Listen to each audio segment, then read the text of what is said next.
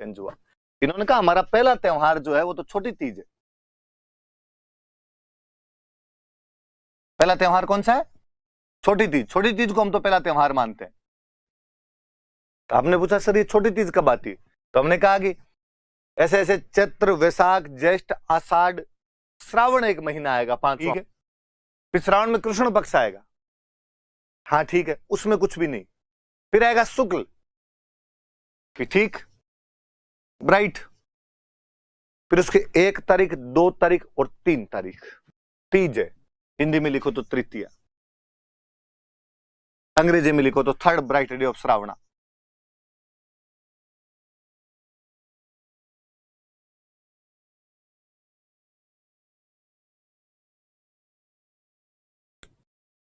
अच्छा, तो पहला त्योहार चैत्र में नहीं मानेंगे, पहला त्योहार तो श्रावण से शुरू करेंगे। कि त्योहारों की शुरुआत तो श्रावण से करनी है और वो भी छोटी तीज से करनी है। और छोटी तीज कब आती है? श्रावण शुक्ल तृतीया। अब कोई पूछे कि हिंदू त्योहारों की शुरुआत कहां से होती है? छोटी तीज, वह कब आता है? श्रावण शुक्ल तृतीया।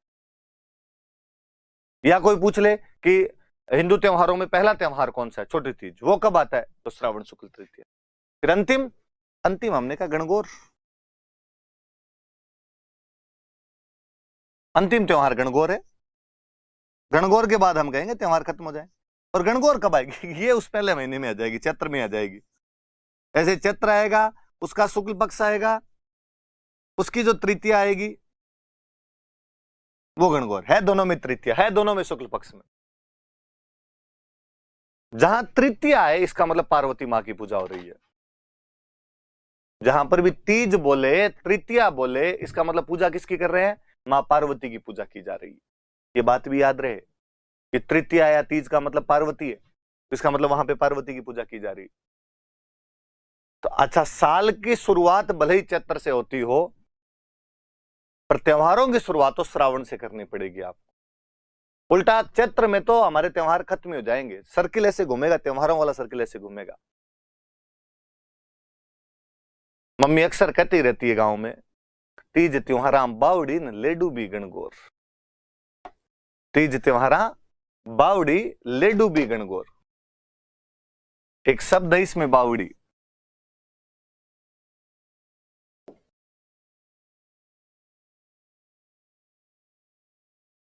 किसी इंग्लिश मीडियम वाले बच्चे को या शहर वाले बच्चे को लगता होगा कि हाँ सर, बावड़ी आपने बताया था हिस्ट्री पढ़ाते टाइम भी। वो जो स्टेप वेल होता है, वो जो पानी का कुआं होता है जिसमें उतरने के लिए सीढ़ियां होती है, उसी को तो बावड़ी कहते हैं। मैं कहूंगा ना मुन्ना ना, यहाँ अलग है थोड़ा सा। एक शेखावटी भाषा का शब्द है जिसका मतलब होता है वापस आना। गांव में अक्सर कोई आदमी दूर जा रहा होता है, वापस बुलाना होता है, कहता बावड़ जा, मतलब वापस आ जा। यहाँ बावड़ी है, बोलने में थोड़ा चेंज है, वो बावड़ी है, यहाँ बावड़ी है। तीज त्योहारा बावड़ी, तीज त्योहारों को वापस लेके आती है। ले डूबी गणगौर, गणगौर उनको लेके डूब जाती है। लाइन कहती है कि तीज से त्योहारों की शुरुआत होती है तथा गणगौर पर जाकर त्योहार समाप्त हो जाते हैं। मुझे याद आता है कि 2010 में मेंस था और क्वेश्चन पूछ लिया आरपीसी ने कि तीज त्योहारा बावड़ी ले डूबी गणगौर, इस पंक्ति का अर्थ स्पष्ट कीजिए। ठेठ हमारे जैसे को देसी खांटी थे जिनको और कुछ आता ही नहीं था, ये तीज त्योहारा बावड़ी सुने थे बचपन से, वो लिख के आगे कि हिंदू त्योहारों की शुरुआत छोटी तीज अर्थात श्रावण शुक्ल तृतीया से होती है तथा उनका अंत गणगौर अर्थात चैत्र शुक्ल तृतीया पर होता है। Hindu festivals are started from Chhoti Teej और एंड उनका जाके एंड विद गणगौर, कि गणगौर पर जाकर खत्म हो जाते हैं। तो देसी लोग थे वो तो लिख के आगे, शहर वाले बच्चों के हमारे साथ वालों कई होंगे दिक्कत, कई तो अजीबोगरीब आंसर लिख के आगे। मेंस में खाली लाइनें पड़ी होती है, कुछ ना कुछ लिखना होता है वहां पर आपको। किसी ने लिख दिया तीज नामक लड़की की दोस्त गणगौर थी, दोनों एक दिन बावड़ी पर गई। बावड़ी पानी का एक कुआं होता है जिसमें नीचे उतरने के लिए सीढ़ियां होती है। गणगौर तीज को लेकर डूब गई, दोनों सहेलियां डूबकर उसमें मर जाती है। किसी राजस्थानी कहानी की ये पंक्तियां हमें याद दिलाती है कि छोटी बच्चियों को अकेले बावड़ी पर नहीं भेजना चाहिए। आप ऐसे मत करना। आप इस पंक्तियों का अर्थ जानना कि तीज त्योहार बावड़ी ले डूबी गणगौर का मतलब है कि तीज के साथ त्योहार शुरू होते हैं। तीज त्योहारों को वापस लेकर आती है। तीज कौन सी? छोटी तीज। छोटी तीज कब आती है? श्रावण में। श्रावण में कब आती है? तो शुक्ल पक्ष की तृतीया को। ले डूबी गणगौर, गणगौर उनको लेकर डूब जाती है। गणगौर के साथ में त्योहार खत्म हो जाते हैं। कभी और ध्यान रखना, तीज गणगौर ये सब पार्वती माता होती है, पार्वती माता की सवारी निकालते हैं, सवारियों का तालाब में विसर्जन करके आते हैं बाद में। गणगौर के साथ में त्योहार डूब जाते हैं, तीज के साथ में त्योहार वापस शुरू होते हैं। सिंपल सा इस लाइन का अर्थ ये था। अब आगे, अब हम त्योहार पढ़ते हैं। अब आपने कहा कि सर अब समझ में आ गया कि त्योहारों की शुरुआत श्रावण से करनी। एग्जैक्टली इसीलिए हमने पहले महीने का नाम लिखा है श्रावण।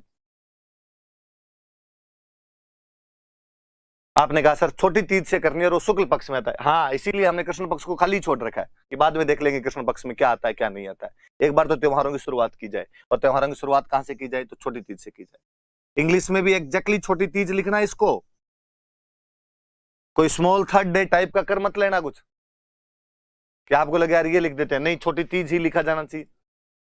तो तृतीया को छोटी तीज। अपने काम की बात कि छोटी तीज सबसे अच्छी कहीं पर यदि मनाई जाती है तो जयपुर। आपसे कोई पूछेगा कि छोटी तीज कहां की फेमस है, बिना सोचे समझे बताना कि सर छोटी तीज है वो जयपुर की प्रसिद्ध है। आपको पूछेगा कि हम छोटी तीज मनाते क्यों हैं, मैं कहूंगा छोटी तीज हमारे पति पत्नी के प्रेम का त्योहार है। पति पत्नी के प्रेम का त्योहार है।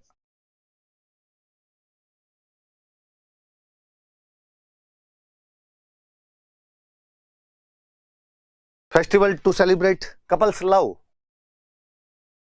आप में से कईयों को लगेगा कि सर ऐसे कैसे बात कर रहे हो, पति पत्नी के प्रेम का त्योहार हमें पता है करवा चौथ होता है, छोटी तीज नहीं होता सर। और कुछ होगा, आपके याद नहीं रहा होगा। आपको नहीं लगता बताने में थोड़ी गलती कर रहे हो आप? मैं कहूंगा कि नहीं, मैं एकदम सही हूं। राजस्थान में पति पत्नी के प्रेम का त्योहार छोटी तीज ही होता है। तो सर करवा चौथ, तो मैं वापस कहूंगा करवा चौथ पंजाबियों का त्योहार है। सिंघानिया, मल्होत्रा, खन्ना, कपूर, जौहर का त्योहार है। क्योंकि पंजाबियों का बॉलीवुड पर कब्जा रहा, मूवी बनाने वाले सारे कपूर, खन्ना, मल्होत्रा, सिंघानिया, जौहर, चोपड़ा रहे, इसलिए उन्होंने अपनी फिल्मों में और सीरियल को करवा चौथ को बढ़ा बढ़ा के बताया। इसलिए करवा चौथ पूरे भारत में पॉपुलर हो गई, और आजकल सबको लगता है कि पति पत्नी के प्रेम का त्योहार करवा चौथ है। वरना लो बात आई तो मैं और बताऊं, चौथ किसी भी एक साल में 24 आती है। कितनी चौथ आएगी? 24 चौथ आएगी। 12 चौथ कृष्ण पक्ष में, 12 चौथ शुक्ल पक्ष में, 12 अंधेर पक्ष अंधेरे वाले में, 12 चानन पक्ष चंद्रमा वाले में। शुक्ल पक्ष में 12 की 12 चौथ के लिए कहा जाता है इनका चांद नहीं देखा जाना चाहिए। गांव में कहानियां होती है कि शुक्ल पक्ष का यदि चांद कोई देख लेता है तो चोरी का आरोप लग जाता है। इसलिए शुक्ल पक्ष में कभी कोई चतुर्थी आ ही नहीं सकती। आपसे कभी कोई क्वेश्चन पूछ ले कि तिल चतुर्थी कब आती है, आपको नहीं पता कब आती है, पर नीचे ऑप्शन देख लेना, यदि किसी में शुक्ल लिखा हुआ है तो काट देना, बिना सोचे समझे काट देना कि चतुर्थी कभी शुक्ल में आ ही नहीं सकती। एकमात्र अपवाद हम पढ़ेंगे गणेश चौथ, जो शुक्ल पक्ष में आएगी। इसके अलावा कोई भी चतुर्थी कभी भी शुक्ल पक्ष में आएगी ही नहीं। तो चतुर्थी हमेशा कृष्ण पक्ष में आएगी। तो आपने कहा कि ठीक है सर, यदि शुक्ल पक्ष में गणेश चतुर्थी वाले अपवाद को छोड़ दें तो शुक्ल पक्ष में चतुर्थी आ ही नहीं सकती। तो 24 में से 24 12 तो उधर वाली निकल गई, इधर केवल 12 बची, तो मतलब कृष्ण पक्ष वाली चतुर्थी आ सकती है। मैं कहूंगा हाँ। और कृष्ण पक्ष वाली जो 12 चतुर्थी आती है, चौथ जो आती है 12, गांव में महिलाएं 12 की 12 चौथ की पूजा करती है। वरना बैसाख, साढ़, काती और माँ, ये वाली 4 चौथ बड़ी होती है और इनकी तो सारी महिलाएं ही रख लेती। तो ज्यादा धार्मिक हो तो 12 की रख लेती है, वरना इन 4 चौथ को तो बड़ी चौथ माना जाता है, इनकी तो रखी ले। उनमें जो कार्तिक वाली चौथ आती है वो करवा चौथ आती है। करवा चौथ को व्रत रख लिए जाते हैं सामान्य, जैसे बाकी चौथ के व्रत रखे जाते हैं, करवा चौथ के रख लो। मैंने तो कभी गांव में कोई ताम जाम देखा नहीं। और मैं बताऊं, शुक्ल पक्ष वाली मैं बात बताऊं, फिर मैं वापस इस पर आऊंगा। कभी गांव में छोटे थे तो मम्मी दूज का चांद पकड़ पकड़ के दिखाया करती, द्वितीया का चांद जबरदस्ती पकड़ पकड़ के दिखाया जाता था, इधर आ दूज का चांद देख। और अक्सर तो मुझे याद आता है कि चांद देखते ही नहीं थे, हाथ जोड़ के वो गीत सा और गाया करते थे, चांद मामा घाबा दे, नया नया घाबा दे। कईयों को लगेगा घाबे क्या होते हैं, कपड़े, कपड़ों को घाबे कहते हैं। और चूंकि कपड़े मामा ही दिलाया करते थे, मम्मी ननियाल जाती 12 महीने में एक बार, तब नए कपड़े आते थे। पापा का ये कर्तव्य नहीं होता था कि आपको कपड़े दिलाएं, क्योंकि पापा के कपड़े भी ननियाल वाले ही बेचते थे, अपने ननियाल वाले ही पापा कपड़े बेचते। तो पापा किसके कपड़े दिलाएंगे? पापा अपने बुआ जी को, अपने बुआ के बेटों को, उनको कपड़े दिलाएंगे। सब अपने ननियाल से ही कपड़े लेके आते, इसलिए बच्चों को लगता कि कपड़े मामा जी दिलाते हैं, चांद मामा है, इसलिए चांद मामा घाबा दे, नया नया घाबा दे। दूज वाले दिन हाथ जोड़ते उसके आगे। पर मम्मी चौथ वाले दिन सुबह सुबह कहती, छोरो आज चांद मत देख लेना रे, और आज चांद देख लिया ना तो चोरी का आरोप लग जाएगा। भगवान कृष्ण पे लग गया था कि उन्होंने सैमंतक मणि चुराई है, क्योंकि उन्होंने चौथ का चांद देख लिया था। केवल इस वजह से कलंक लग जाता है चौथ का चांद देखने से। पर बचपन में जिन चीजों के लिए मना किया जाता है उन चीजों को करने में ज्यादा मजे आते हैं। और उस दिन शाम को चांद, वरना तो पता ही नहीं चलता चांद कब आया और कब चला गया। उस दिन शाम को धीरे धीरे देखते, पर यूं देखते। एक आधा भाई बहन खोड़ला होता, मम्मी को बताऊंगा, मम्मी को बताऊंगा, कई बार तो पिटाई और हो जाती। तब से मन में आएगा भाई चौथ का चांद नहीं देखेंगे। मेरे तो अभी एक दिन दिख गया था, 4-5 दिन पहले, ये जो चौथ निकली इसका, मुझे यूं बड़ा अजीब लगा, यार चौथ का चांद देख लिया, अपने चौथ का चांद देख लिया। भले कितने साइंटिफिक होने की कोशिश करें, हमें पता है कि अंधविश्वास ये देखने से क्या ही हो जाएगा ऐसे, पर मन में अभी तक भी वो बचपन जिंदा रहता है कि नहीं यार चौथ का तो नहीं देखते हैं ना, बचपन में मना करते थे ना, चौथ का क्यों दिख गया। कई दरियों कानों के हाथ वाथ लगाने की एक्टिंग करते हैं। तो चौथ के चांद शुक्ल पक्ष में तो देखे नहीं जाते, इसलिए चतुर्थी आएगी तो कृष्ण में आएगी। कृष्ण में 12 में से 12 चौथ की पूजा की जाती है, 12 में नहीं तो 4 की तो बड़ी वाली की पक्की कर लेते हैं। उन 4 में से एक कार्तिक वाली करवा चौथ आती है, तो नॉर्मल महिलाएं वैसे ही पूजा कर लिया करती थी। अपने लिए करवा चौथ कभी बड़ा इतना त्योहार रहा ही नहीं। और कभी आप उस करवा चौथ की तो जो कल्चर है उसको पकड़ने की कोशिश करो और देखो कि क्या ऐसा राजस्थान में संभव था कि करवा चौथ जो नॉर्मली अब हम देख रहे हैं, जो स्वरूप देख रहे हैं, वो ये कहता है कि पत्नी सज संवर के, एकदम सज धज के छत पे जाएगी और वहां छलनी में से अपने पति को देखेगी। चांद वो है उसको देखेगी। इमेजिन कीजिए, आज से 2 पीढ़ी पहले क्या अपनी मम्मी वाली पीढ़ी, दादी वाली पीढ़ी ऐसा कर सकती थी? क्या कोई महिला सज धज के छत पे खड़ी हो सकती थी? गांव वाले बात बना ले पूरे, अब फलान जी की बीरनी छत पे खड़ी थी और उसमें पति को देख ले। आप कभी सोच के देखिए कि मम्मी या दादी वाली पीढ़ी क्या ऐसे अपने पति को, पापा को या दादाजी को बोल सकती थी कि प्लीज शाम को घर जल्दी आ जाना, मैं छलनी में से देखूंगी। जूता 10 नंबर का आता है पैर में। उल्टी लुगाइयां अपने तो कहती थी कि बोमिया तू बाहर ही रहना, मत आना।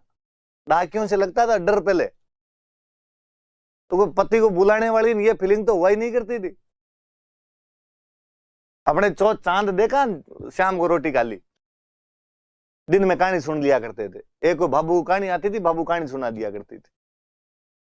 तो भाई साहब अपने करवा चौथ नहीं होती थी, पति पत्नी के प्रेम का त्योहार था। अपने जो पति पत्नी के प्रेम का त्योहार था वो तीज था, तीज आया करती थी।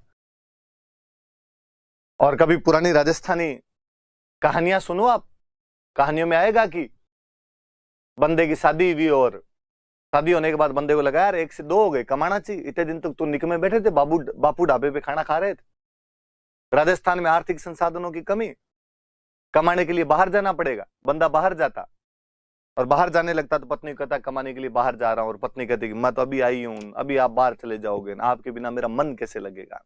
पति समझाता कि देख कमाने तो पड़ेंगे, यहां बैठे रहने से तो कैसे पार पड़ेगी, पर मैं तुम्हें वचन देता हूं कि मैं साल भर के अंदर वापस तुम्हारे पास आ जाऊंगा। पत्नी वापस हाथ में हाथ रख के कसमें खिलाती। नया जोड़ा तो कर ही सकता है ऐसा थोड़ा कुछ कि और पता नहीं, पर तीज वाले दिन वापस आ जाना। बात पे गौर कीजिए आप, पत्नी पति को कह रही है कि तीज वाले दिन वापस आ जाना। तमाम राजस्थानी कहानियां ये चीज बताती है। फिर कहानियों का फिर वो रोमांच की पति कमाने के लिए 7 समंदर पार गया। अपने लगता है 7 समंदर पार कहां जाते हो? कहीं नहीं जाते जी, मालवा जाते थे, मध्य प्रदेश वाला। बीच में 7 नदियां आती थी, अपने वालों की तो नदियां भी नहीं देखी होती थी, पश्चिमी राजस्थान वालों की तो इतना पानी देखे अपने लगता है समंदर ही पड़ा है, तो 7 समंदर पार गए थे। कहानियों का रोमांच वो कि सावन का महीना आते ही और पति ने जिस सेठ के जिस राजा की नौकरी करता था उसको कहा तीज वाले दिन छुट्टी देना, मुझे घर जाना है। सेठ या राजा बहुत खड़ूस था और उसने छुट्टी नहीं दी। दूज वाले दिन तो पति ने कहा छुट्टी दो तो ठीक, वरना मैं यूं ही जाऊंगा, क्योंकि मैं पत्नी को वचन दे के आया था कि मैं तीज वाले दिन शाम को तेरे से मिल लूंगा आके। और पत्नी ने कहा था कि यदि तीज वाले दिन शाम तक नहीं आए तो मैं अग्नि में बैठ जाऊंगी, चिता के अंदर बैठ जाऊंगी, सत्य कर लूंगी, मैं लुगाई मर जाएगी मेरे पीछे। छुट्टी दो तो ठीक, नहीं दो तो ठीक, मैं जा रहा हूं।